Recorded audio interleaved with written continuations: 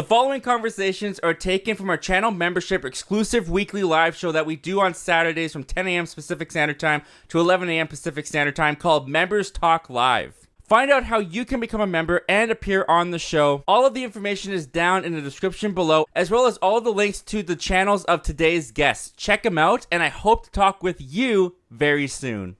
We're the weird ones who will just go out to see anything because we love movies. But there's people that are like, I only have to wait a month to watch this at home.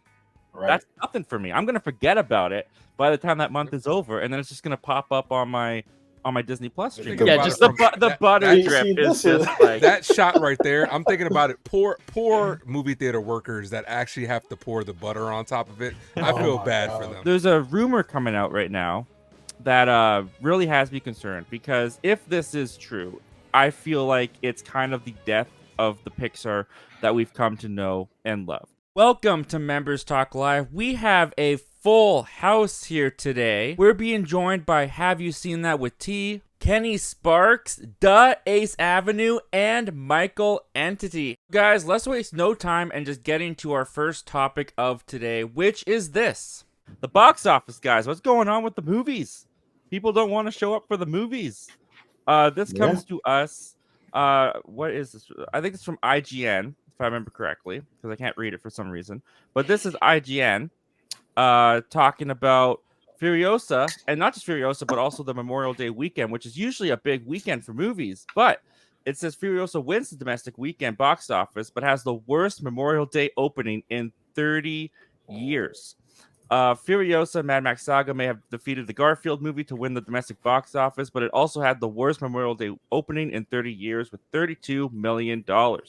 As reported by Comscore, Furiosa also earned that $32 million over the 4-day holiday weekend and only brought in $26.3 million in its first 3 days. As of Sunday, this obviously past Sunday, Furiosa has added another $33.3 million, which makes its global total roughly $65 million. It still has ways to go to recoup its $161 million production budget. Not counting 2020 when COVID-19 pandemic began, the theaters were mostly closed, but we have to go all the way back to 1994 to find a film that opened to less money than Furiosa during the Memorial Day holiday weekend, and that movie would be Casper with $22 million. So, guys, kind of brings up the question, what's going on? I mean, Furiosa is not the only movie that's underperforming. Fall Guy underperformed, didn't do too well. I mean, even Ghostbusters, which is like a legacy sequel to a pretty popular franchise, that underperformed at the box office. And this whole year, aside from, I think, Dune Part 2, which, of course, made more than its previous one made, and its previous one came out smack dab of COVID, had a day-and-day release, so it's good that the second one made more. That shows some life in that franchise. But there's a lot of movies that aren't doing so hot, aren't doing so great. Kingdom did well as well, but what do you guys think? Why do you think that the box office isn't thriving this year? And, I was talking with someone the other day about, like he likes movies, but he's not really going to the theaters. And I was asking him some questions. I was like, well, why don't you want to go to the theaters? And this is, of course, my area. It's going to be different everywhere they go, but some of the key points that came up were the condition of the theater. The seats are just very uncomfortable in my theater, and in fact, I don't know how it is for some of you guys, but we still have the red push down seats where you can feel the plywood underneath your butt. There's like one theater that has kind of like rocking chair recliner seats, but not like a recliner seat. So that was a big thing that came up for him, was that the theater conditions not really that comfortable. There's stuff on streaming that he still wants to catch up on that he'd rather spend his time watching, like he's going through Fallout still, and so he was talking about wanting to watch that, or wanting to watch an anime show that he was watching at home, because there's just so much on streaming. And the price came up a lot. The price of the theaters are expensive to go through or to go to if you're also getting concession and popcorn and all this kind of stuff. Yep. So those are some of the key things that I kind of got from a casual movie goer as to why they're not really going to the movies. But what do you think, Ace? Why do you think the theaters, particularly this year, aren't really thriving as much? Yeah, I think it's a multitude of different things to what you touch base on with some of the stuff I was going to talk about. Economically, for a lot of people, it doesn't make sense. Financially, it's expensive. Like, you think for let's just say a family of four, two parents and two kids. Movie theater tickets cost maybe about like anywhere from $15 to $19, depending on where you go and what kind of theater that you actually watch it in. IMAX, Dolby, whatever you watch it in. Concessions can get expensive. Hmm. Why would the average family, especially in a day and age of we live in an era of streaming, why would they pay that much money when they can wait a month to get it on early access Yeah. streaming for $20?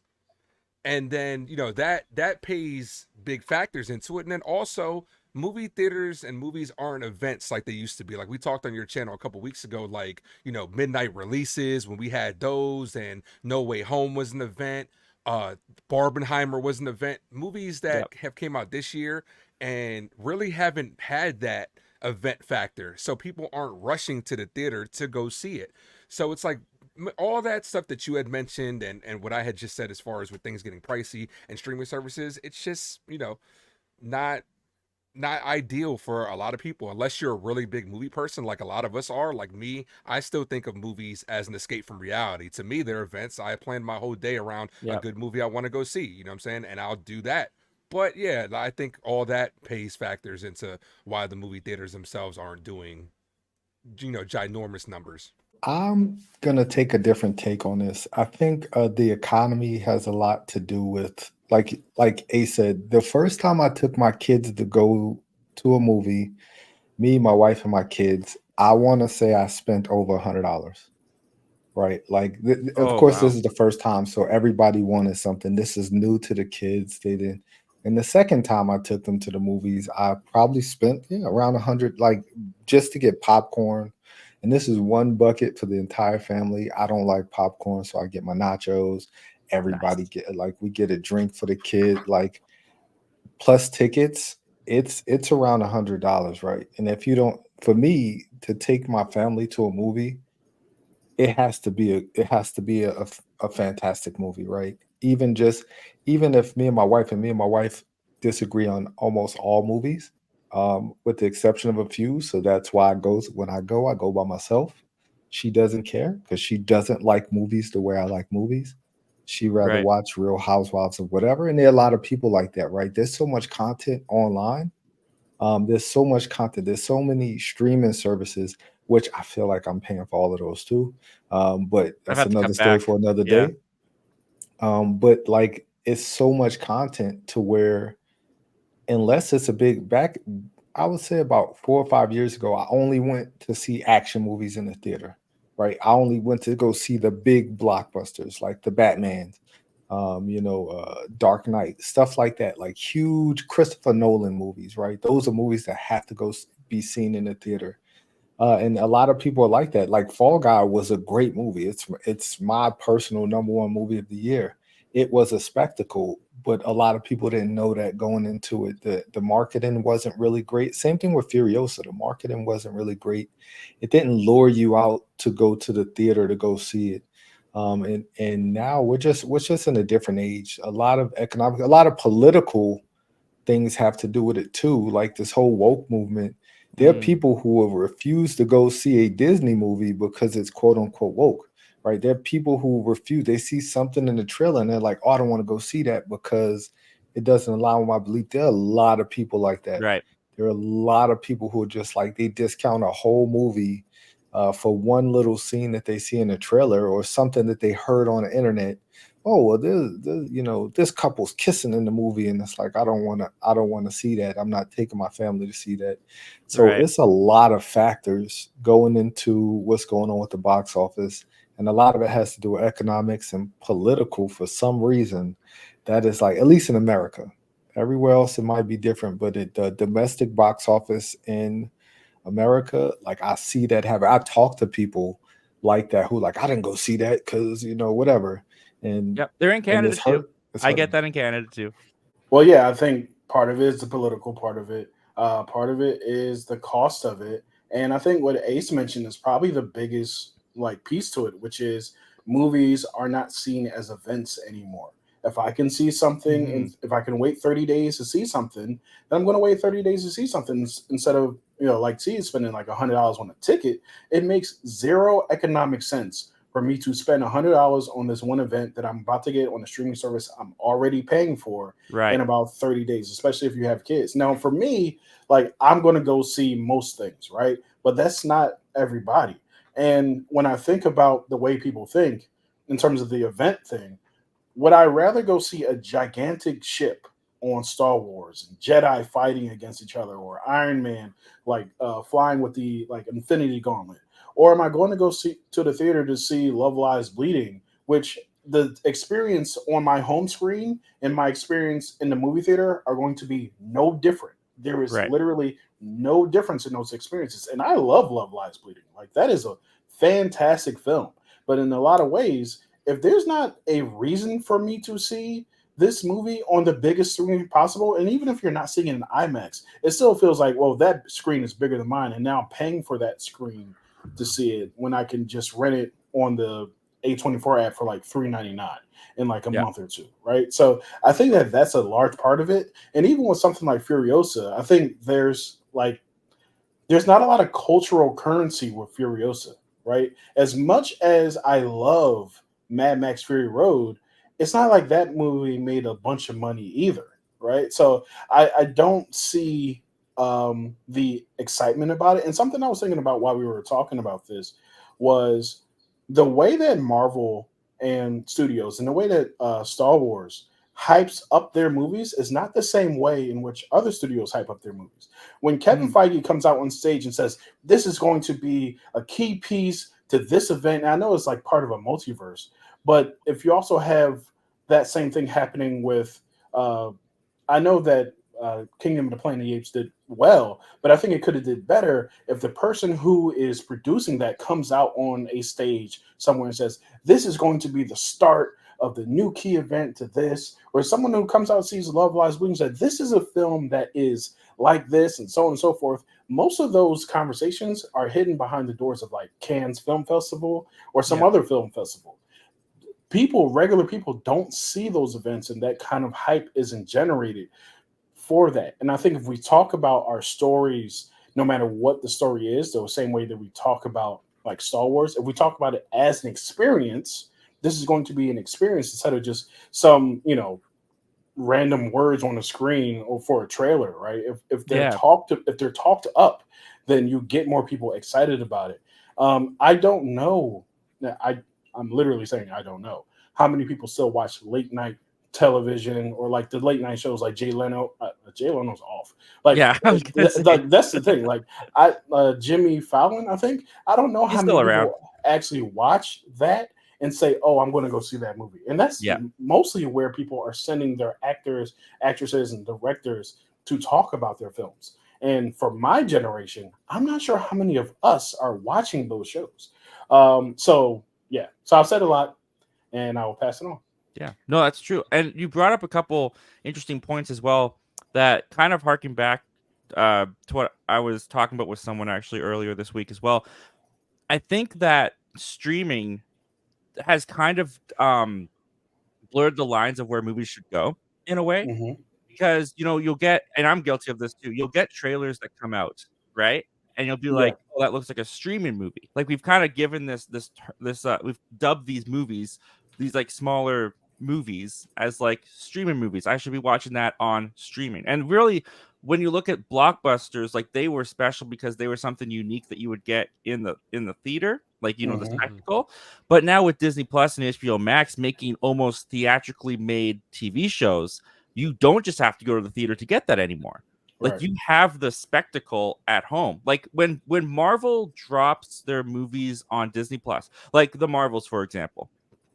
Yes, it has like bigger budget, but sometimes it looks like they're Disney Plus TV shows. If I'm watching WandaVision and then I go to the Marvels, the Mm-hmm. quality looks the same to me. The quality looks like they could have both just come out on streaming. So Yeah. when you get it so close together now aesthetically, where it looks like something I could just watch on TV, and we're in such a bubble as movie fans where it's like we're the weird ones who will just go out to see anything because we love movies. Mm-hmm. But there's people that are like, I only have to wait a month to watch this at home. Right. That's nothing for me. I'm gonna forget about it by the time that month is over, and then it's just gonna pop up on my Disney Plus streaming app. Like, Yeah. Absolutely. there's really nothing that is must see, or very rarely is there must see in theaters anymore. I think Barbenheimer was a big thing because culturally it was an event. Like, we made it an event. The fans created the term. They made the memes. The studio got so lucky. Both studios got so Yes. lucky that happened. They had nothing to do with that. It was all luck from what the fans created. Yep. And even when you looked at the trailers for Barbie, aesthetically, it didn't look like something you would get on streaming. And with Oppenheimer as well, that looked grand. It looked big. It didn't look like something that would play on TV. So that there was a couple things that you said in there too that kind of reminded me of a conversation I had about that. Well, kind of breaking down exactly what, everybody has said so far. I do agree with some points of it, but then there's points where I'm like, I don't fully agree on that because, I mean, besides like obviously what we have now, like Disney Plus, Netflix streaming. I mean, there was streaming, of course, back in the day, with Cox, and, you could stream on HBO and Stars, and they would have movies on there, sometimes even newer movies. And I think it just kind of, I think like, the movie experience kind of happens over time. I mean, look, Top Gun Maverick made almost, I think, $2 billion, or I think it just made $1 billion while the pandemic was still going on. Top Gun did that. And I think the problem is there's a lot of like executives that are like looking at some of these big budget films and they think, you know what? This might be good enough just to have in theaters for a little bit, but we're not going to spend the money to keep it in theaters that long. We'll just have it on streaming because, Tom Cruise, made sure that Top Gun Maverick was in theaters for a while, and it was. I think Top Gun Maverick came out like in May of 2022, if I'm not mistaken, and it was in theaters till like August or September. So it was in theaters for a very long time, and that gave it enough time for people to enjoy the experience because everyone knows Tom Cruise loves the movie experience. Yeah. So, a lot of people went to go see Top Gun, and there were people making jokes saying that Tom Cruise and James Cameron saved Hollywood. They made that joke. But then, like a year later, when Tom Cruise did Mission Impossible: Dead Reckoning, nobody went to go see it, even though it was once again a big action blockbuster spectacle. But then, obviously, No Way Home made a lot of money, but that's Spider-Man, and then Barbenheimer did well, but that's just because it was just kind of became this big event that fans kind of made it out to be. So I feel like there's just not enough care given to wanting to actually have the movies there for a long time. People just kind of like the executives are just having theaters and movies for like maybe a month. And then boom, it's on streaming. Like just a couple weeks ago, like I was at work and I saw a commercial on TV about Fall Guy being available on streaming. I'm like, already? It's only been like 2 weeks. It's like I don't feel like they're just letting they just feel like a movie has to make their budget back within a week when that's not necessarily true all the time. I mean, Planet of the Apes did pretty well their opening weekend, but it actually I'm one of those kind of guys that always looks like every week to see how much money that a movie has made. That's just kind of what I do. And it took Planet of the Apes like at least 3 weeks to like make over back their budget, but they're still doing like very well. Like very well. Like you could tell like the people behind Planet of the Apes actually gave a damn about like the film experience and wanting to have people experience it for as long as they can, when other movies like The Fall Guy, or even just a couple of years ago, The Free Guy with Ryan Reynolds, another F guy type movie.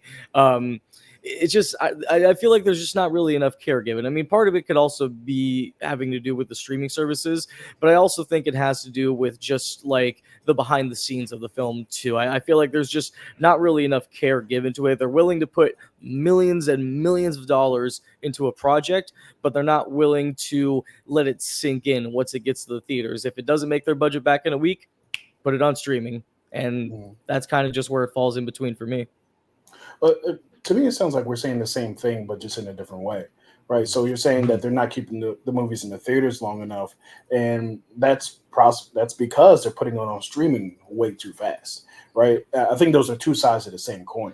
I think if you put the movie on streaming in like the exact same amount of time that you're putting in for like Top Gun Maverick, then I think that there's a huge difference in the pop that you get trying to go into the theater. And if you let the fans know ahead of time, if you set the expectation that this is going to be in theaters for a minute and it's not going to be on streaming until September. Like we didn't even know when Godzilla minus one was coming to streaming, and it just popped up today. And that movie came out in I want to say December. So December. Yeah. yeah, Yeah. we had no idea we didn't know when it was coming to America, which is the whole other thing. So I'm actually glad it's on now. But yeah, so I think it's two sides of the same coin a little. Yeah. Yeah, So Absolutely. I agree with I that. was just gonna say I like so with the Fall Guy. I think in the Fall Guys instance, to me, that movie was made with tremendous amount of care. They did put a lot of market, but people simply didn't go see it. Like I think that's an anomaly because like Top Gun stayed in the theater because it made a boatload of money those first 2, 3, 4 weeks. Fall Guy did not. Like it went on a steep decline. It made what it made that first week, and every week after that was just Yeah. downhill. It didn't bounce back. And everybody had a good word. It had a great word of mouth. Like I went in my job and like I'm the movie guy there, and I'm like, yo, y'all gotta go see the Fall Guy. That's the funniest, most action-packed movie we're gonna see this year. And a lot of people simply didn't go see it. So I understand why they came out on streaming because you're gonna make a lot of that money back on streaming. So I Mhm. really do understand why they did, and I understand why Maverick stayed the way because it was making like that movie stayed steady for like weeks. People just Yeah. kept going to see Maverick, and it was the greatest movie ever made. I loved it, but it like it was a movie. With the Fall Guy, same thing. I think with Furiosa. Furiosa is not gonna. It's not like we're not gonna have that elemental moment where elementals started out really low and then it got a huge buzz. I don't know where that Mhm. came from, and it just bounced back like week 3, and that's like almost unheard of. And like where it just bounced up like week 3 and it just started making more money. Like it went longer than it should have, and it ended up like surpassing everybody's odds because it just Mhm. did. That's Every true. movie not like that. Like the Fall Guy wasn't. I'm telling you, like I was come do a great review, and that's also part of it. Like there are a lot of movie reviewers that have a lot of cultural they have the cultural currency to Mhm. push a movie to a certain amount of money. And if they just come on, oh, it was a great story, the story was okay and it was just okay action, and everybody's like, why the hell am I going to see this, like if Jeremy Johns gives them the alcohol, oh, I'll go see this for alcohol. His millions of followers, like his millions of viewers, like, oh, I'll catch that on streaming because they know. I knew, like, there was this post pandemic. I read this somewhere. They came out with this rule: if a movie doesn't make a certain amount of money within 45 days, it'll be on streaming.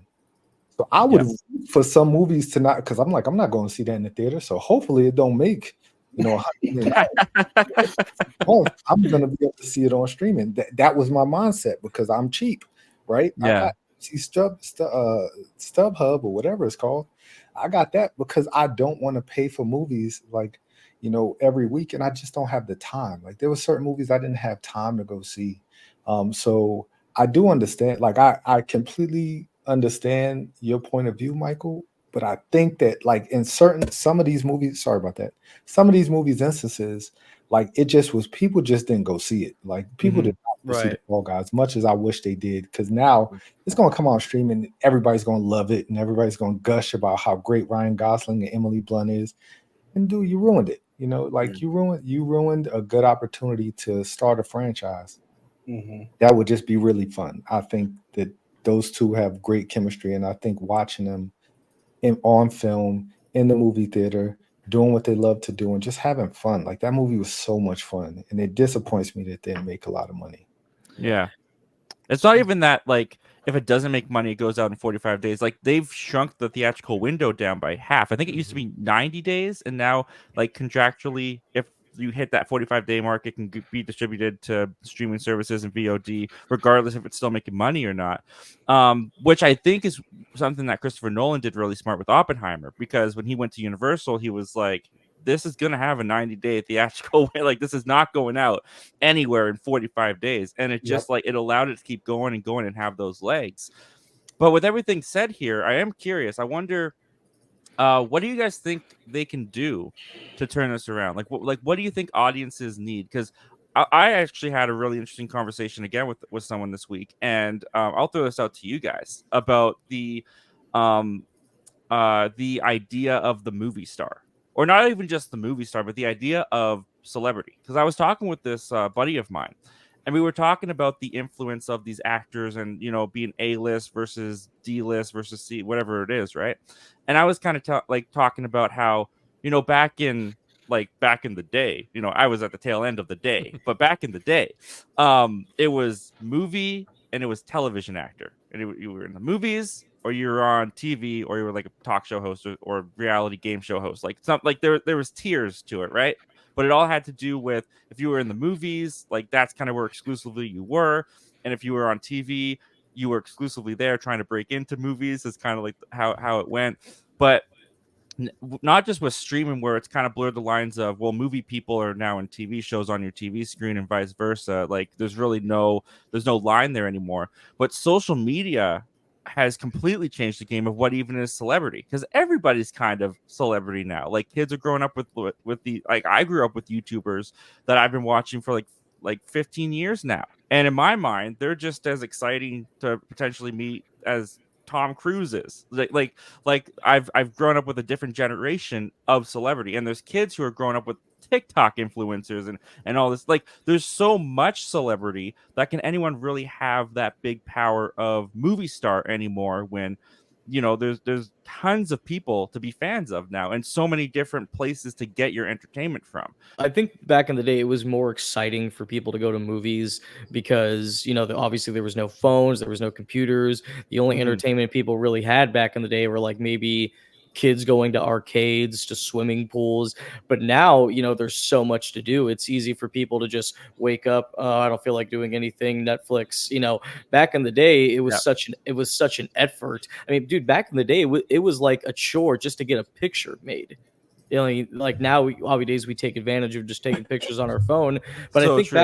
I think back in the day there was more excitement about wanting to do stuff. That's why like going to the movies was such a special thing, because back in the day it's not like they did anything crazy for like the events of movies. It was just like any regular thing. You go there, you pay for your ticket, and people would see like actors and they'd be like, oh my god, like I would love to see him in another movie. But I think nowadays, other than like Timothy Chalamet becoming so huge now with Dune and Wonka, and other Sydney Sweeney, who I think is a great actress, I don't think like there's really much of an urge for people to go see movies. They just go, oh, Timothy Chalamet, he's a great actor. He's a great actor, but I don't really feel like I need to go see that immediately in theaters. So I don't know, man. I mean, maybe that's just me. I mean, I guarantee there are probably people that would be like, holy crap, like if I don't see that new movie with Sydney Sweeney, then I'm never going to be happy. There could be people like that.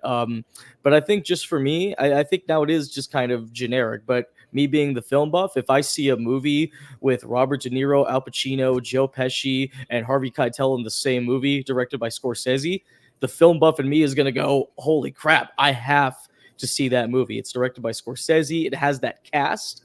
Absolutely, I'm going to see it. And people would have had that mindset back in the 80s and 90s if a movie like that came out. But when The Irishman came out on Netflix, which I loved, by the way, I freaking loved The Irishman. Nobody really talks about that, even though it was such a big deal to have Pacino be in a Scorsese film for the very first time, like ever, which is really shocking. Nobody really cared. And I feel like that's just kind of sad. I think that the access to people is just unnecessary. Like we know way too much about people, and people tell us way too much about themselves. So on both of those sides, yeah, I totally agree that that's part of it. I think that a bigger part of it too is I don't want to call it silos, but I think the bigger part of it too is like the types of celebrity can drive ticket sales. Like let's look at Taylor Swift last year in the NFL. Right. The amount of people who are watching games just to see a glimpse of her, like after a touchdown that Travis Kelce scored or whatever, like that was a huge boom to that. You actually, as movie studios, fortunately or unfortunately, depending on how you see it, have to kind of incorporate some of that into your film to get people to see it. Like, so if Taylor Swift is in this Deadpool movie and we find out beforehand, which we know that she's not, because if she was, they would have told us so that they can get all that money, right? Maybe she is, and then we'll just find out later. I don't know. But part of it is you want to bring all these different fandoms of different people into it. And Mhm. speaking of fandoms, I think another reason why movies aren't doing as well is because now, just like Michael was saying, we have choices. I could be at the Yep. theater right now watching that horror movie. I think it's like In the Name of Evil or something like that. But I chose to be here on the stream with you. Or someone could be Appreciate it. watching Thank Kai you. Cenat, or someone could be watching Twitch, or someone could be Yep. gaming at home with their friends, or someone could be watching the WNBA game that's on right now, or the NBA playoffs. So there's so many different things you can do. Where if like I think the only true events that are left are one-offs, like the Super Bowl. Other than that, you Mhm. can pretty much do whatever you want. I know Ace, you watch a lot of baseball. There's 182 baseball games. I can Yeah. miss a few. There are hundreds of movies every year. I could miss a few, right? Yeah. So that's kind of where I think I think that's a big reason why we aren't seeing so many people go to movies, because it's Yeah. like gas, food, Yeah. ticket, humans, home. I'm gonna A say lot of home. people like their home. A lot of people like to stay home. So yeah, I think that's a huge part of it. I think the exclusivity of like watching a movie too drives people, because like back in the day where it's like, you kind of like had to see a movie or you weren't gonna know, but then things get leaked as well really quickly and people kind of just decide they want to wait. You know what I'm saying? So it's just that all that stuff definitely plays a factor. And like to you guys' point earlier, the kind of star also drives as well. Tom Cruise is a star that drives the box office. Will Smith used to be like that as well. Chris Hemsworth isn't that type of star. That outside No, of he's Thor, not. he's not going to drive people to go to the theater. That's true. Yep. So yeah, it's like all that stuff. It's like that's why I said earlier. It's a multitude of different things. It's not just one thing. And these movies have to be events. Like Deadpool and Wolverine is going to be the biggest event of the year as far as for the movie standpoint. And do you guys think that it correlates though? Like, do you guys think the lack of Marvel movies kind of might correlate a little bit into? And I mean, not just Marvel. Let's say DC as well. Like when the good superhero movies come out. Like, do you guys think that correlates to why the box office isn't doing as well? Yes, I think Can't other be. movies made more money because of the proximity to the thing that was making all the money. That's true. That's true. So Yeah. I like last year when Barbie came out, right? The movies that came out after Barbie, like Barbie came out and it brought back a feeling of the big, like that was a spectacle to me, right? People thought Indiana Jones, the Dial of Destiny was going to be a spectacle because it was like a continuation of this beloved franchise. Yeah. And y'all said back in the day so many times, right? Like I was laughing over here when Michael Kennedy was talking about back in the day because he just sounds like as if the 80s was the Stone Age. And like, so It was. It's not that. It's pretty far away. Yeah. it was. But I like speaking of events, and as he was speaking, I just thought of Terminator 2, right? You had to be there. I remember I said, Mom, we got to go see Terminator. And I didn't even like Terminator 1 like that. Like, but the previews for Terminator 2 made it seem like it was the greatest action movie ever made, right? It was Arnold at his height, like after Commando, after Predator, and I remember we went to Midtown Manhattan, and this line was wrapped around the street. Like the lines for Terminator 2, because this is before Ticketmaster. This was truly back in the day. This is 1992, 91, maybe. I don't remember. But like T2 It was was 93. the first event that I've ever been to. Like and and we did not wait. We went home and we were like, we'll go see it another day. And we went on a Tuesday and it still was a line. Like it was that movie for the time, that was an event, and that became the norm, especially in New York City. Like big movies, you better not. If you try to go on a Friday, you're just not gonna make it. And it's not like that. Like you got Ticketmaster, and you have a Fandango, which robs people. That's another. Oh God. These convenience fees. Holy smoke! Mhm. Right? For a $12 ticket, after you pay convenience fees, Like the ticket is now $19 for somehow. Like how is Yeah. a regular movie $19? Right? The Like the convenience of it, I guess. yeah, yeah, Not only that yeah. scam, you got it's the an automated convenience system. fee What- and the service Yeah. fee. But it's an automated Yes. system. Who are you inconveniencing? Right. It, Like yeah, like The AI. yeah, there the are network. a lot of different. There just aren't any. There are very few events. Like Dune 2, I felt like it was an event, but it wasn't. Like we'll never have, like, at least in my world, I'll never have that T2 moment or the the Phantom Menace. That was another. Boy, that midnight release of the Phantom Menace. I bought my tickets early, and I paid that convenience fee, of course, for this one. But like, Mhm. I showed up there, and this movie theater was packed. Endgame, that was another one. I was Endgame was deployed. huge. Yeah, Like, Endgame was. I was overseas in Qatar on base. And when I say there was a line to go see Endgame, because we had a theater that probably sat maybe 200 people, maybe. But boy, it was like the whole bit. Boy, if you wanted to do something that day, you had us all in one place because we were all going to see Endgame, and it just was like that, man.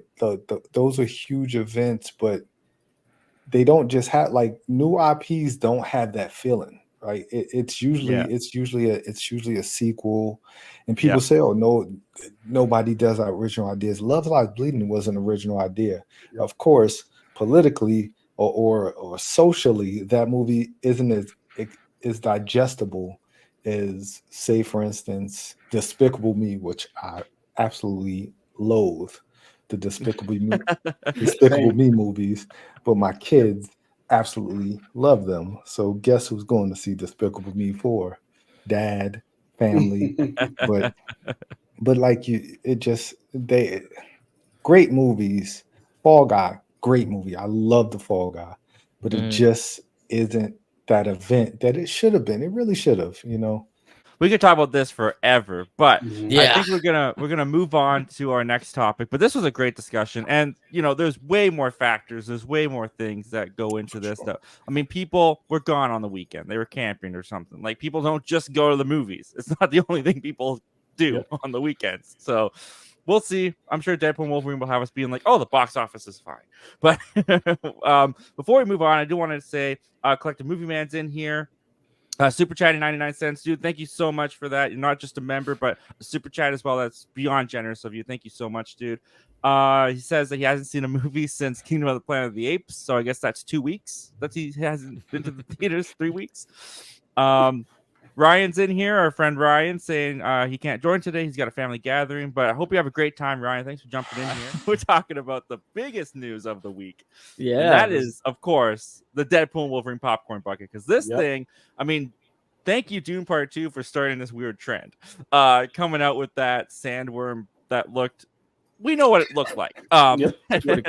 and it caused Ryan Reynolds and Hugh Jackman and Sean Levy over there to be like, okay, we got to take advantage of this. They came out at CinemaCon. They said, you know what? You saw the Dune popcorn bucket. Wait till you see what we got going on. And we got to see it the other day, and this is coming to us from Variety. Here it is, guys. Deadpool and Wolverine unveils sexual Dune-inspired popcorn bucket.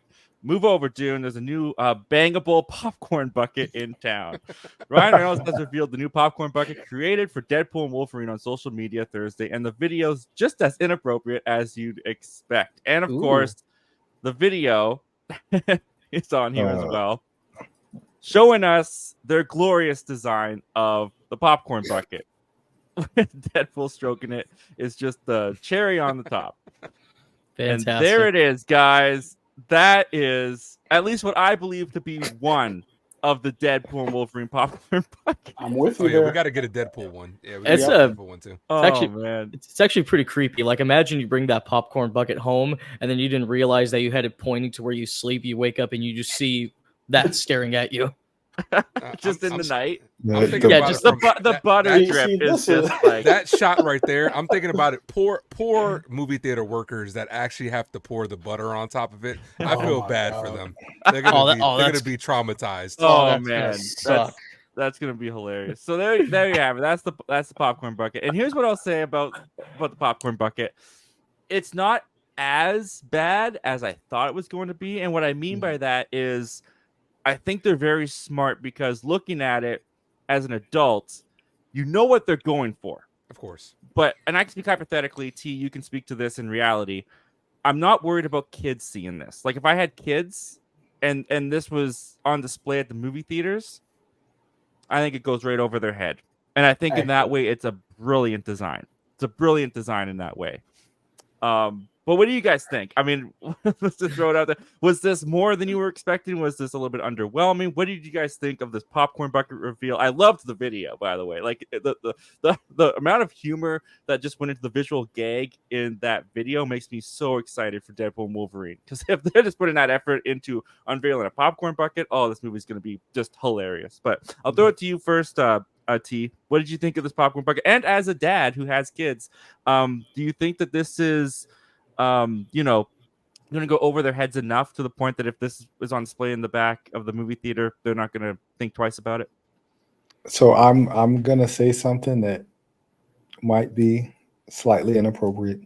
So as a kid growing up in the 80s, my uncle, he's a Marine. Before he went to the Marines, he had in my grandmother's apartment, he had mirrors on the ceiling, right? Like, so as a kid, I had no idea what that meant. I just thought it was cool, right? I would go in this room, I was like, oh man, look at me, right? I just As a got kid, I don't that. get it, right? Why do you have a swing in your room? Yeah, exactly. Yeah, so I think the same thing about the Wolverine bucket, right? So I'm not gonna, like, if I got one, I wouldn't display it because I really want to display that Ace. It, like, before I even saw the green screen, my thought was to display it instead of this plant behind me would be the Wolverine. That's an attention getter, right? No matter what, right? People see that and they're gonna laugh. Like, you're gonna laugh.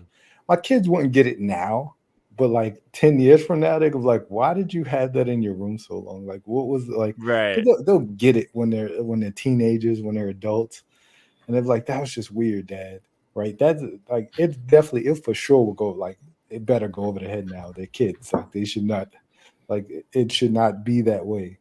It is not, but it just, I don't like, I'm telling you, I had this conversation with my uncle years later when I'm an adult. I'm in the military and we're talking as two military men. I was like, yo, what was with the mirrors on the wall? Of course I knew, but it was like it's just like kids don't know, but I don't want them to, like, when they get older, like, oh, Dad was crazy. Like, Dad was out there, like, the Wolverine bucket. Because they wouldn't just be up there for a week. It would be up there probably until I break this thing down, which could potentially be years, right? Of just walking in the room and seeing the big Wolverine mouth. That's disturbing, by the way. Yeah, no doubt.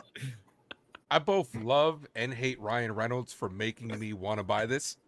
Somebody who is a known popcorn. Even I first of all, let me preface this: I hate popcorn. I don't even eat it at the theater, but I'm just a collector. Collect stuff like this. Got my Miles Morales. That's one, awesome. Got Nice. my Gwen Stacy one.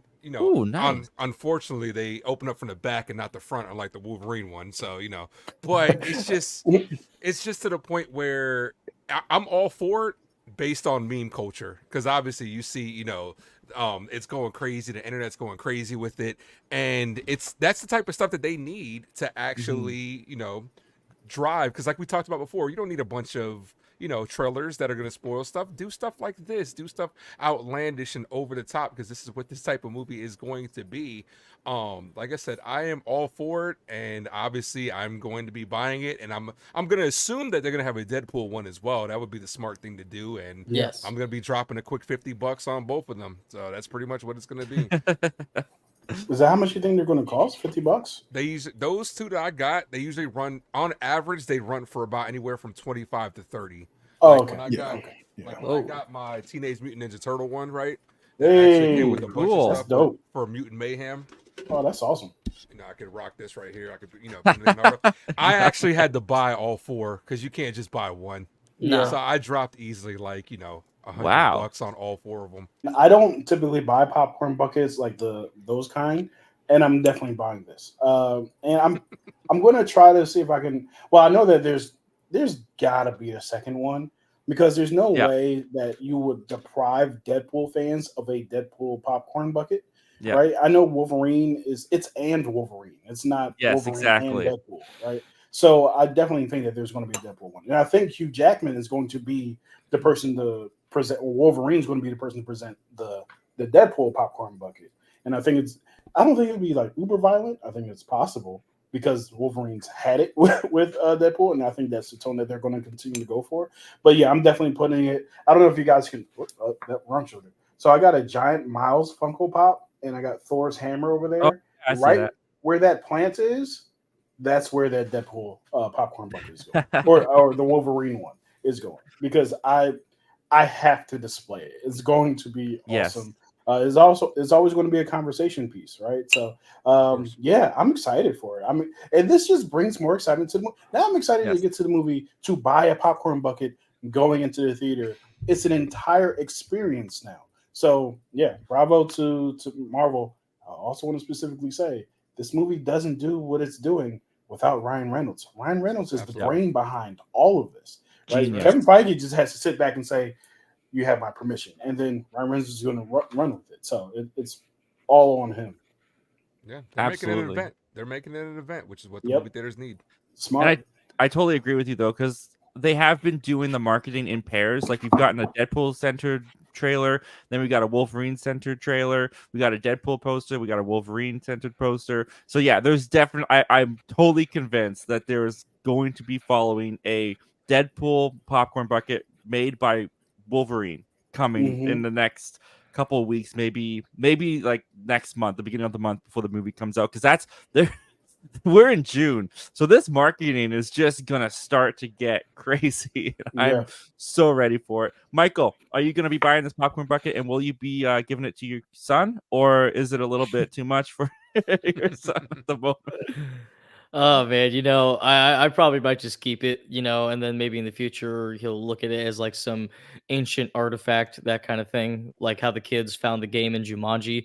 I have a feeling that's probably what he'll be like. But no, I'm definitely buying this. I didn't even realize how popular like these special movie popcorn buckets were getting. Like I remember a couple months ago when I went to go see Ghostbusters, they had the Ghost Trap popcorn buckets, and I'm like, I have to get that. And it's because like I went to go see a movie before, and then the day I went to go see Ghostbusters, I'm like, "Do you guys have any more of those Ghost Trap popcorn buckets?" They're like, "No, man, we sold out." I'm like, "What about the Yeah. Slimer ones?" And they're like, "No." And I'm like, "I didn't. I'm like, am I just like new to this? Because I go to the movies like at least twice a week. I just don't review movies that much because I'm just always so busy. But I didn't even realize how popular popcorn buckets are really getting. So after seeing that, oh yeah, I'm definitely gonna get it. But I'm gonna make sure I'm gonna be the only one eating popcorn and not my son. Yeah, Don't, they go don't they go quickly too. yeah. Well, Yeah. Oh yeah. the thing is, man, my son is scared of this. You see this? This is a little Robin action figure. My son is scared of this. So imagine. Oh yeah, So that'd be imagine. terrifying for him. So imagine his reaction to just seeing like what I'm looking at right now. Like it's Mhm. just, I'd be like, yeah. So yeah, that's how my son would probably just run away right when he saw that thing. Mhm. And not for Yeah. nothing, that eBay resale market. Oh Mhm. yeah, Facts. yeah. I might grab an definitely. extra one Oh, boy. just Honey, because. on the Gotta pay some resale. bills. Oh, they're gonna sell so fast, man. I Yep. mean, it's gonna be a badge of honor to Mhm. have that in your background on your YouTube video. I mean, Oh my uh, gosh. Do that'd be you great. do you think they one upped the Dune one? You think they got it? They stole the show from Dune? Oh yeah, for sure. Because the Yeah. Doom one, like, if you don't know, you don't know, right? But this one is Mhm. so on the nose for what it's trying to do. Like what it's trying to like. Dune, I think they just stumbled on. No, but like the guy who made that, the guy who wrote off on it or checked off on it didn't even look at it. He was like, oh, just Yeah, that's true. oh, Yeah. Sandworm. like yeah, And sandworm. then Oh, that's genius. People will love it. Like he didn't even look at it. I do think that the Dune one is a little bit more uncomfortable to look at than yeah, Deadpool. Like I can see what they're going for with the Wolverine one, but like I said, if you're not thinking that way, then it does kind of just like fly over your head. Whereas I felt like the Dune one looked wrong. Right, Like right. no matter how you looked at it, it looked, yeah, it didn't Yeah. look right. That's why I think like it didn't top the Deadpool one, doesn't top the Dune one, Yeah, is because no one expected that to happen. It was like, Yeah. what right. is this thing? And yeah, I think it's at, and to this day, it's still insane to look at. It's like, I cannot believe y'all did this. Yeah. I didn't get that one, but I'm also thinking to myself like that doesn't like it holds a lot of popcorn. For real, for real. Like you have to put your whole hand in there. Even the Wolverine one, like doesn't it might, but it doesn't like it holds like a ton of popcorn. By the way, we got Frank Optimistic Forever in the chat. He's saying don't deny that an ASM artist is gonna use that popcorn bucket for their content. Man, 1000%. That's a very good point. man. He also says he's just dropping by to say hi, looking good as always, and hope to join again soon. Yeah, we miss you, Frank. We hope to get you in here again soon, man. I mean, one of the most innovative, inventive, I would say, studios is Pixar. I mean, yeah, they've definitely done sequels, but I think their original outweighs their sequels dramatically. They are always coming up with stuff. They're always coming up with ideas. For a very long time, I would say they were the geniuses of Hollywood. Like the stuff that they would just come up with and have. They definitely owned animation, family animation, kids animation. Like they were the studio for animation. And in recent years, I would say that Pixar's quality has still been good, but it hasn't been as consistent as it has been in the past. And there's a rumor coming out right now that really has me concerned, because if this is true, I feel like it's kind of the death of the Pixar that we've come to know and love. This comes to us from comicbookmovie.com. Pixar is debating Incredibles and Finding Nemo reboots. Pixar is reportedly considering rebooting The Incredibles and Finding Nemo as the animation studio leans further into popular franchises.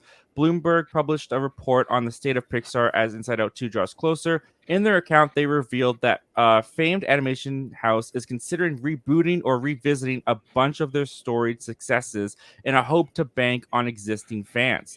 The Incredibles and Finding Nemo were the kind of massive successes that immediately paid dividends at the Disney parks and with merchandise. With so much restructuring going on at the company, CEO Bob Iger and management are looking for wins where they can find them. In Bloomberg piece, Pixar argues they're very confident in Inside Out 2, but ultimately moviegoers actually decide what ends up being successful in a lot of cases. If the sequel to a beloved movie doesn't hit the marks that management is looking for, fans might be in the string of reboots. With a sequel, if you put something out there that doesn't have the goods, then you will be punished for it. Pixar president Jim Morris said, "Haven't had the doldrums we did. It will certainly be a good test with Inside Out 2 for us to see, does this stuff still work or does it not?" So that comes to us from comicbookmovie.com. Guys, That makes 0 sense. this really has me concerned, not just of what's going on at Pixar, what's going on at Disney, but like how the movie studios, how Hollywood is looking at the landscape of how they're treating audiences. Finding Nemo, Incredibles are great Pixar movies that still have a cultural imprint today. And I am not someone who is against reboots. I'm not against remakes, but I do feel that they should be done when there's something new to add or when there's something that can be improved for the generations of today.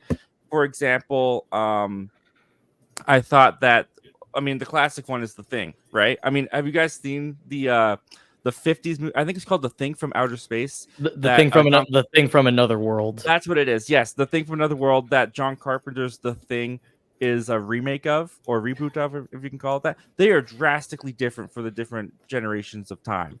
And I feel like with Pixar, they're so timeless. And I feel like they're so still integrated into like our generation, older generations, younger generations are growing up with them still. Like Finding Nemo and Incredibles, I think they're still as relevant today as when they came out. I think Incredibles was 2005 and Finding Nemo was like 2003. And I just feel like the even the thought of rebooting is going to be the cause of death of Pixar's innovation and imagination that they've been able to take over the movie theater landscape with for decades. And I don't know, guys. Is this hyperbole? Am I exaggerating my fears here? Ken, I see you shaking your head down there. What do you think about this, man? What do you think of the comments? It's Because they're concerning to me.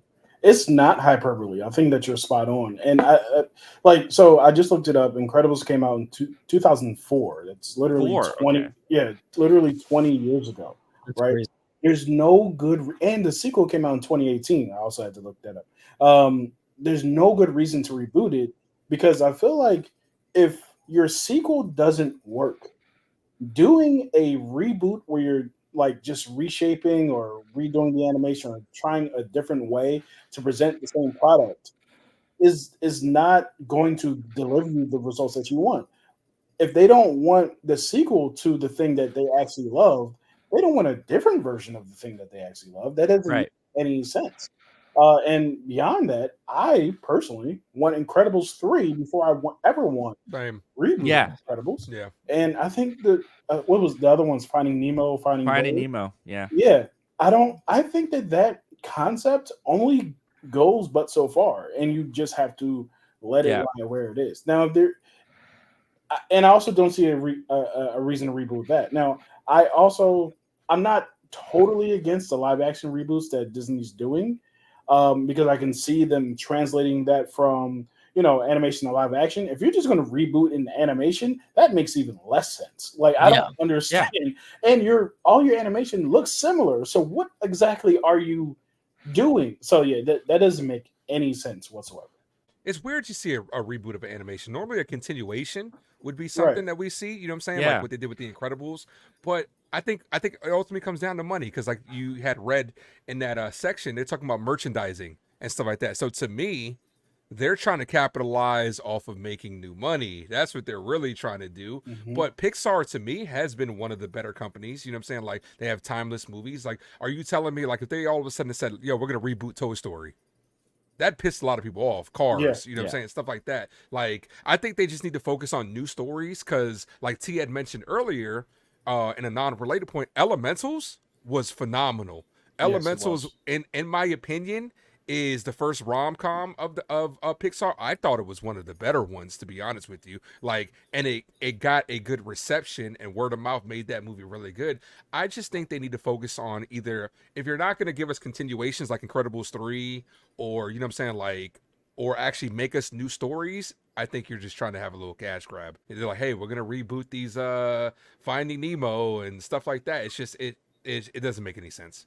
Well, even like the merchandising and the parks aspect of it, I don't fully understand because Finding Nemo, they have a Finding Nemo ride in like Disneyland still, and like Finding Nemo merchandise is there. Like, well, at least when I was in Disneyland in 2015, like it still had Incredibles and Finding Nemo and all this merchandise that was there, and people were still eating it up and buying it and buying the T-shirts and all, like this. It's still relevant, and that's the thing that I don't really understand. Like, if you reboot it and make it and just do another one, like if they're talking sequels, I would actually be interested in Incredibles 3 because Incredibles, we just mentioned, it came out in 2004. The superhero landscape has changed dramatically since then. Even Incredibles 2, the superhero landscape has changed a bit. So I think there's still stuff to say within the Incredibles franchise, not necessarily rebooted, but maybe as a sequel. But Finding Nemo, I just feel like that's just like a timeless story and timeless characters that I just don't really see what would benefit from rebooting it, because you're either just going to have people that are mad that you ruined their childhood, and I really don't see how a reboot would increase sales for merchandise that is already pretty desirable. Right. T, what do you think about all this? What do you think of Pixar rebooting their franchises? I am disappointed in that whole statement. I think they're missing a point here. So we were talking about back in the day earlier. Back in the day, Disney used to have the Disney Vault, right? A movie would come out and then it would disappear for an eternity. And then one day Disney would be like, oh, the re-release of Snow White. And For that limited would time, the vault is sell open. Yep. yes. That would sell millions, right? You're getting a beloved movie, right? You make it limited, you make it must see, right? The FOMO. Boy, FOMO is a real thing.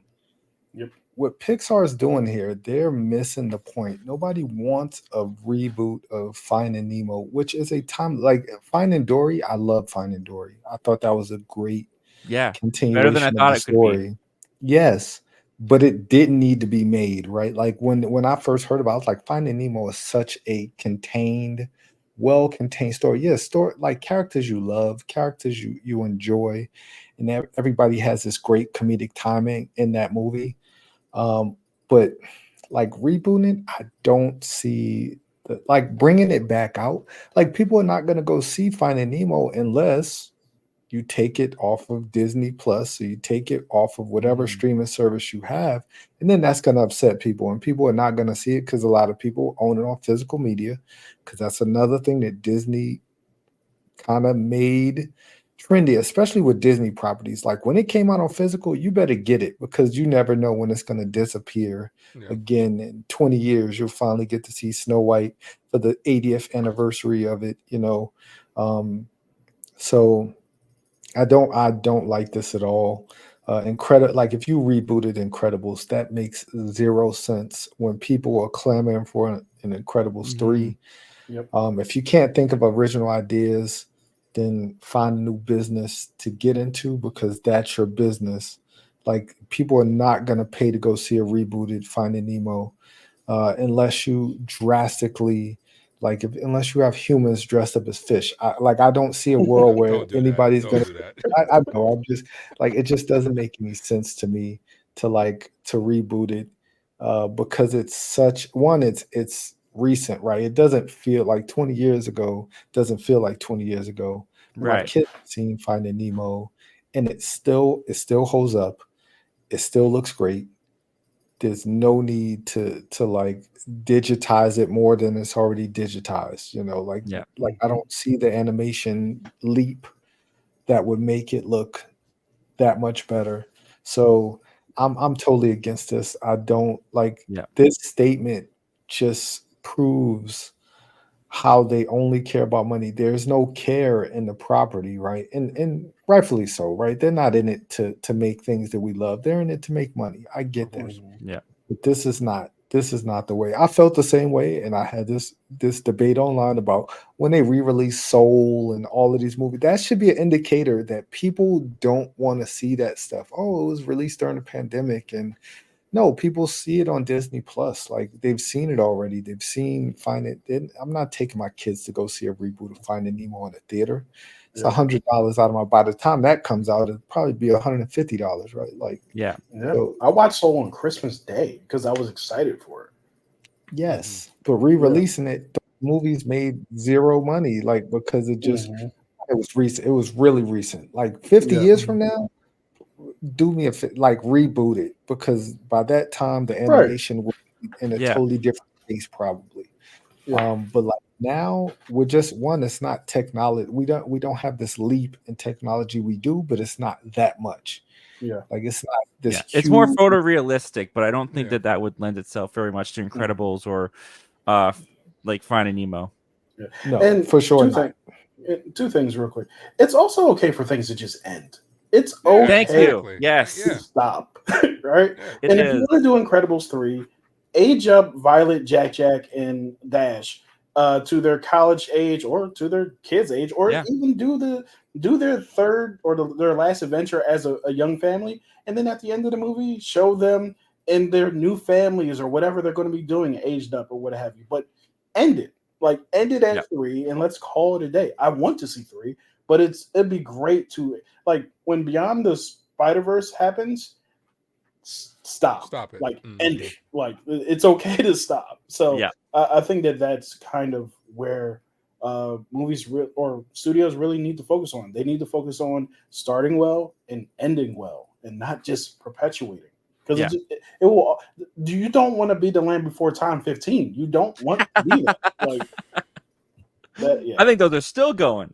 I think they're up to 15. I think they're up to like in their 20s. I don't remember. But no, I mean, I agree with everything that was said here as well. And it's not that I'm necessarily against reboots because like we kind of mentioned before, like John Carpenter's The Thing superior than the 50s version in my opinion.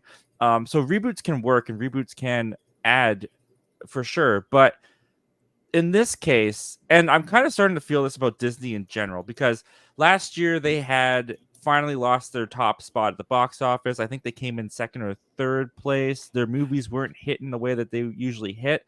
There's this desperation around Disney right now. Disney doesn't come across as confident, and these comments come across very desperate and very unconfident to me, because they're basically saying we don't have faith in our creatives, we don't have faith in making new things. We're going to go to what we know works, and we're Yeah. going to put all of our bank on things that have proven to be successful, because we don't want to take the risk right now. We're scared to take risks right now. We're just trying to make money with things that have made money in the past. And for me as a fan, that's really disappointing to see come out of Disney, and that's less exciting for me to be looking forward to Disney things if that's their mindset and that's how freaked out they are of taking risks. And even if they do these reboots and these reboots turn out, fine or good, or maybe they're better. Maybe The Incredibles does turn out better than the original. Maybe Finding Nemo does turn out better than the original Finding Nemo. But at the same time, those movies take so long to make and so much money goes into them that will go away from original projects and will go away from originality at Pixar. And I think Pixar, their reputation is their originality, is their creativeness and inventiveness, and how they're able to take mundane things really in life and bring beautiful themes and stories and relatability to them. And I feel like they're losing that vision. I feel like these comments are showing that they're losing that spirit at Pixar, and it freaks me out. It makes me worried. It really does. Yeah, I'm right there with you. Pixar, Disney, you know what I'm saying? Like, they just have to hit home with like the originality. So I thought, like, Encanto, I love that movie. You know what I'm saying? That movie spoke to me. You know what I'm saying? And that's what they really need to focus on. It just seems like they're trying to get, like, it's just a cash grab at this point. Like, let's reboot these. Hey, I got an idea. Let's bring in, Chris Pratt to voice, to revoice somebody, because he's everywhere now. Like, that's all it's about. You know what I'm saying? It's just about money. And I agree to Kenny's point. It's okay to just end things before they get so drawn out that you're just killing the franchise and then nobody's interested. Like Toy Story is kind of getting in that domain. I think they're coming out with Toy Story 5 soon, but it's just like in my opinion, I think 3's good. Even Toy Story 5 has me worried, because Toy Story 4, when they announced Toy Story 4, they were talking about how they had like almost this itch they needed to scratch of like, oh, we realized that the end of Toy Story 3 was Woody's or was Annie's story, but we never finished off Woody's story. And they had this idea that just like festered and festered into Toy Story 4 that I thought turned out great. When they announced Toy Story 5, it was all again about the money. We're looking at our $1 billion franchises. What made $1 billion? Toy Story made it. Zootopia made it. Frozen made it. So those $1 billion movies, we're doing sequels in hopes to get another $1 billion. Like that's where I feel like all of their creativity came from with doing a Toy Story 5 and all that. So that makes me nervous. It makes me less excited for Toy Story 5. You know who's at fault for all of this? And Despicable Me. This is all their fault. Literally recycled. Hey, that's one of Ken's favorite movies. Watch it. No, sir. Watch along coming soon from Kenny Sparks. Never. Like Despicable Me. That might be a good idea. A hate watch along? Yeah. That could be fun. Those movies are all the same. They're like they just, I think everybody's trying to find their minions at this point. They're trying to find something that they could just, oh my God, the kids see it and they just go. And literally, those movies they're not the worst movies in the world, but they're, even for kids, right? I try not to think like an adult when I go. So I went and saw Paw Patrol, the Mighty movie, and that was the cutest little thing, because it's just it's kids fare, right? The jokes were just completely directed at kids. And it's necessary. Kids need that. Kids need their own entertainment. It's necessary to make those kind of movies.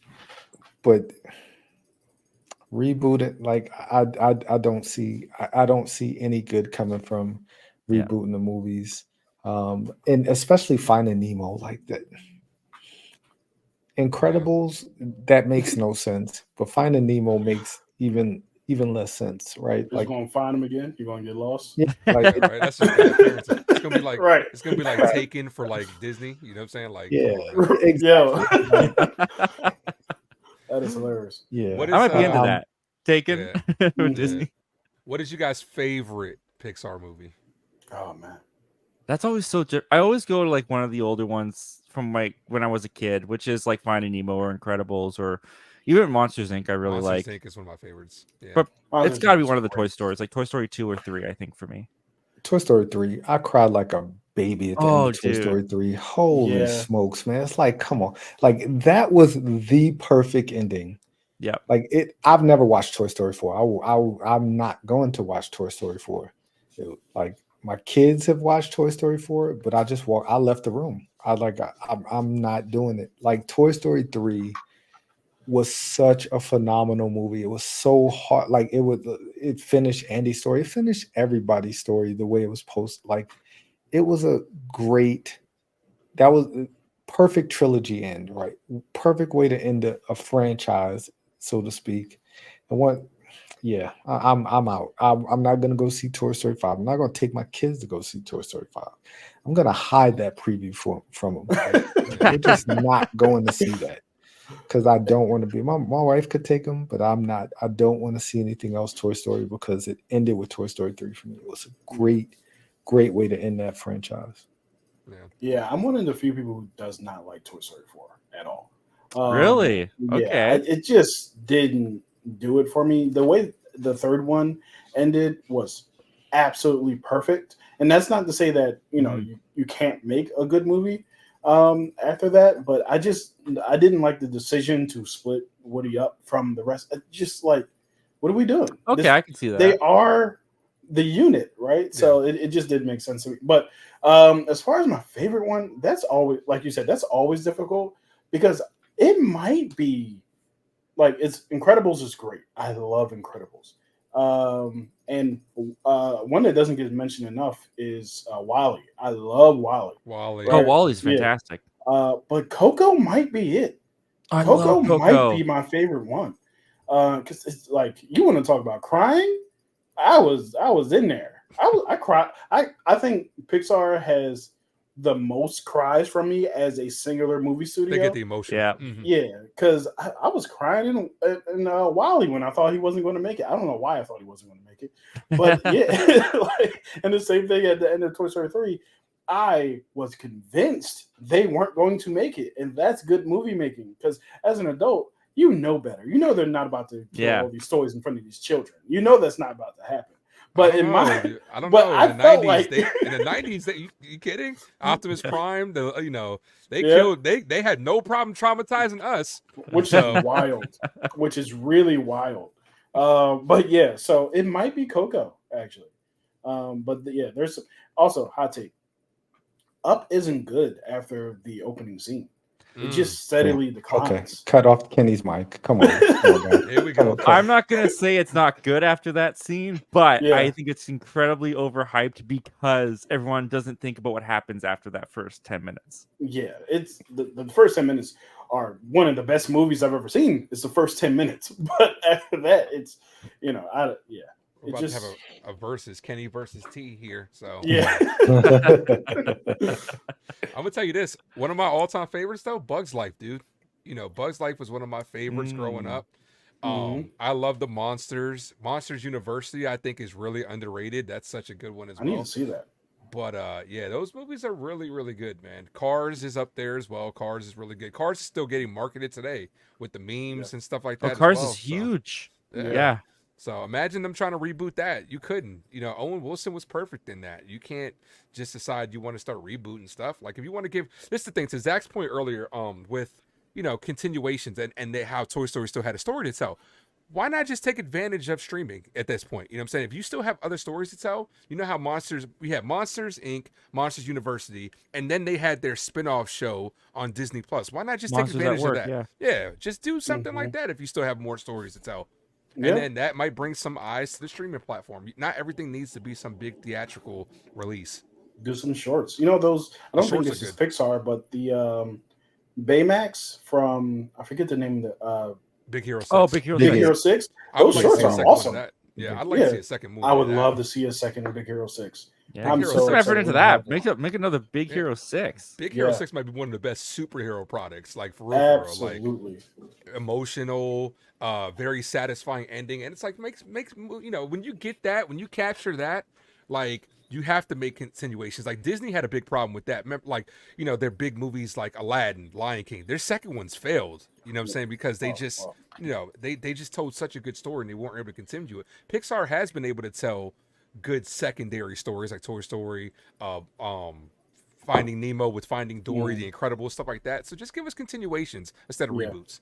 And when you say failed for the Lion King and Aladdin, you talking about financially? No, I'm talking about like just how bad the second movies were. What? Oh, are you The talking about Lion Return King of Jafar? straight to VHS? Oh, Yeah, you talk the about the Return of- direct to DVD movies, yeah. The Those Lion King movies. 2 is great.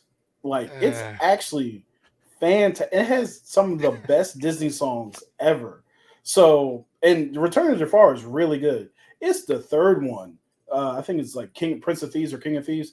That one is awful. But Return of Jafar and The Lion King 2, Simba's Pride, which is a triple entendre because he's a lion and a pride. It's just talking about Simba's pride, right? Because he has to accept Kovu, and then you know what I mean. So it's and they're on Pride Rock, which is the triple. Yeah. So wow, like okay. Lion King 2 is fantastic. So As you guys were talking about all of these things and all of these great properties and all of these reboots, you know what? I just had a epiphany. Why hasn't the Iron Giant been remade yet? God, yes. That is one like That's that is something I feel like the animation on that is so like is like 3 or 4 generations back. Great movie. I love the Iron Giant. Like Great movie. I would Fantastic. watch. I would take my kids to a reboot of the Iron Giant, It's because like about either tears, live Vin action or yes, It's like because Vin Diesel's too expensive now. That's why they don't remake that. He's a bigger star now, so you can't.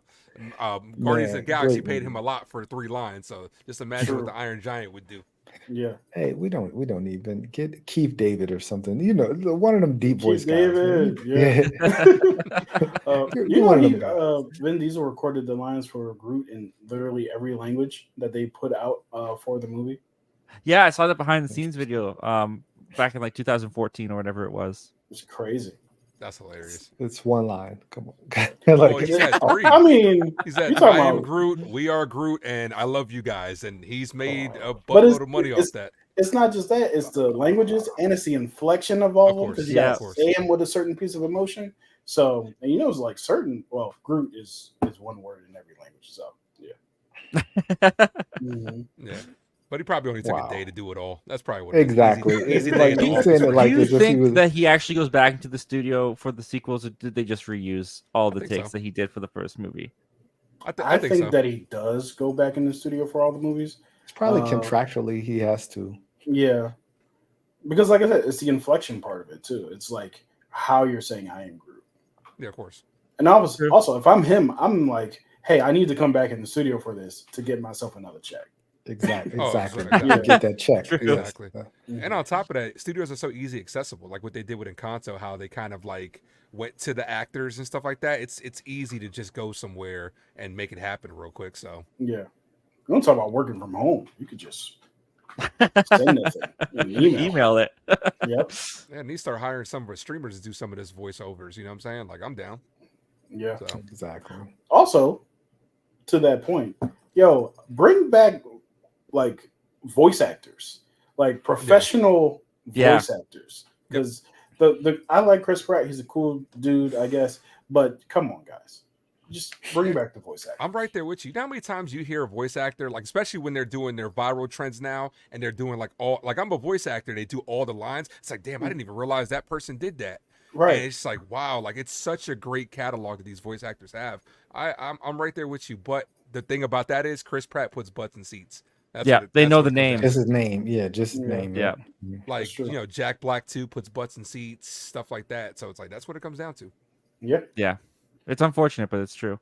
With that, guys, I think we can all agree we probably sell this idea of a Pixar reboot. I think Big so. sell. Yeah. Exactly. Great discussion, though. Great discussion. I do want to say Michael Entity has said that his power went out on his entire block, so that's why he fell out. no. But giving Michael Entity a shout out. Definitely go check out his channel. His link will be in the description below, as well as all these guys who were here to meet with me today. Thank you guys so much for joining. Thank you guys so much for being members. Hey, my name is Kenny Sparks. You can find me at the Kenny Sparks YouTube channel. That's Kenny Sparks YT. That's where you can find me. I just put out my review for Furiosa. I'll be doing reviews for Bad Boys 4 when that comes out, and all of our favorite June movies that are coming up. So thank you so much for having me on, and I'll see you guys next time. Appreciate you guys, man, for popping in here. You can find me at the Ace Avenue, DAACE Avenue, for your sports, movies, and more. You can find me at Have You Seen That with T, my YouTube channel. June 15th, right at smack dab in the middle of the year, we're going to do a mid-year review and a live stream, and I'm probably going to try to do one each month. Like that's my Nice. next goal is like Awesome. a monthly wrap up of the movies, and I think that'll be a fun time. And yeah, you guys can find me on this channel where you're at right now. Don't go away. I'm right here. You don't need to leave. You found me. And with that, guys, we'll see you again next week. Take care.